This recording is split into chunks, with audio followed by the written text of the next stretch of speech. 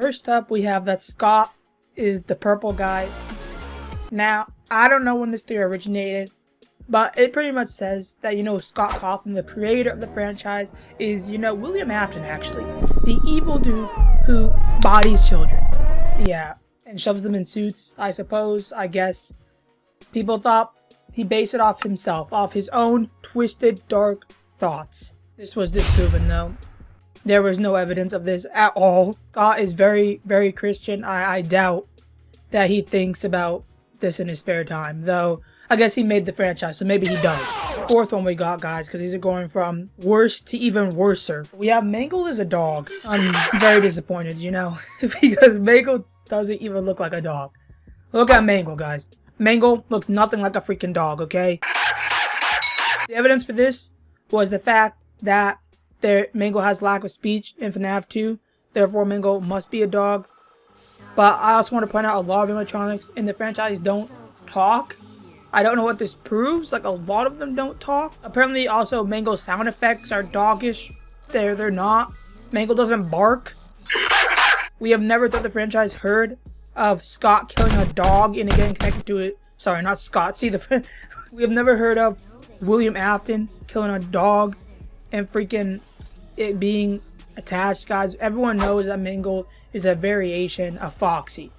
Mangle's head looks like Foxy. This theory was also even more disproven when Ultimate Custom Night came out and Mangle did in fact have a voice line. Don't be afraid. Soon you will look just like me. Beautiful. Yeah. So then they changed their theory and they said actually Mangle's possessed by a dog and by a kid because of the two heads. I don't understand the obsession. Mangle is not possessed by a dog and a kid. Mangle does not bark. Mangle doesn't look like a dog. Mangle looks like a variation of Foxy, okay? Also, we do actually have one dog animatronic in the franchise known as Fetch. And when you look at that, Fetch looks like a dog. We also got some other animatronics. We got freaking Sparky, bro. Right? They at least look like animals. I mean, I guess all the animatronics look like animals, but you guys get what I'm saying? But for those who care, the more likely reason Mangle has two heads is because, as said in the games, when you look at the lore, the kids would come through and they'd freaking wreck Mangle, destroy Mangle, put Mangle back together. Yeah, they did this a lot of times, and so the more likely reason Mangle has two heads and also looks the way she does is because of how much she was ripped apart and put together and ripped apart and put together. It's nothing to do with Mangle having two heads because Mangle is a freaking dog, okay? This third terrible theory, pretty much Freddy Fazbear was a Nazi base. Oh my goodness, guys.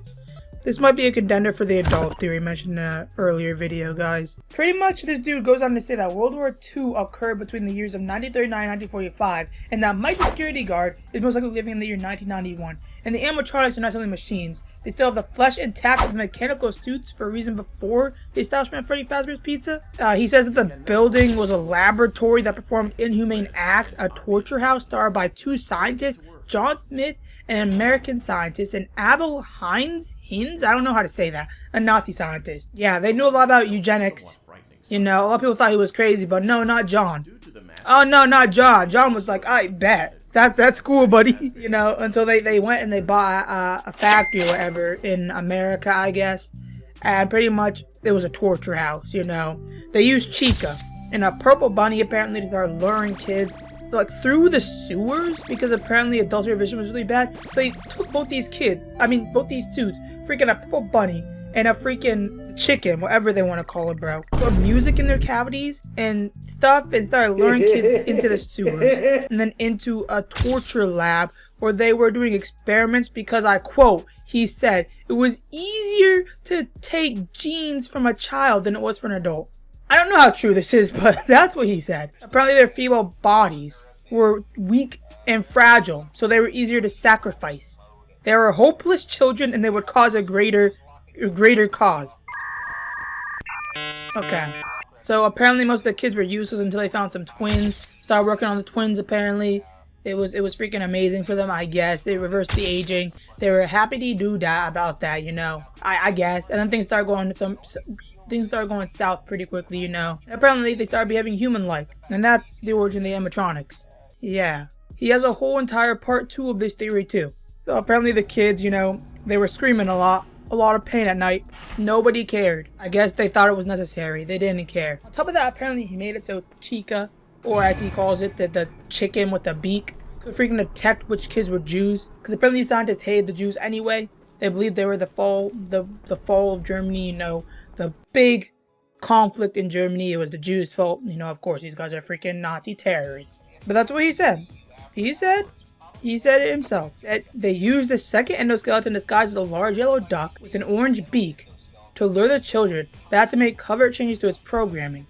Abel continued to despise the people who believed in Judaism because he believed they were the cause of Germany's economic issues at the time and loss in World War I. This gave him a motive for changes in the endoskeleton, specifically changes making the endoskeleton able to clearly distinguish which child was a Jew. Yeah, this is a contender for one of the worst theories I think of. But to be honest, bro, even though he got the Nazi thing right, I can't hate too bad because everything else besides that is actually pretty spot on for you know, and this was all just Fnaf 1, you feel me? Like this was only Fnaf 1 out, I'm pretty sure at the time. Like, so this, like, he actually got a lot of things right for the limited things. It's just this has nothing to do with freaking Germany and the Jews and the Nazis. Yeah. But I'll link him in the description if you guys want to go watch his full parts. He explains it a lot more in depth. This was a summary, but that was that. Next up, we have a shorter one that Chica wants revenge. Pretty much this one just says, hey, yo, we stole her cupcake. It's sitting on our office desk in FNAF 1, I believe, and in FNAF 2. This was just disproven, though, because she's also holding a cupcake. People said that in FNAF 1, the cupcake blinked. This was also pretty much disproven, I suppose. In FNAF 2, it does blink. Nobody thinks that the cupcake, that Chica wants revenge for her cupcake, to be honest. She's probably too consumed by her pizza. Pizza.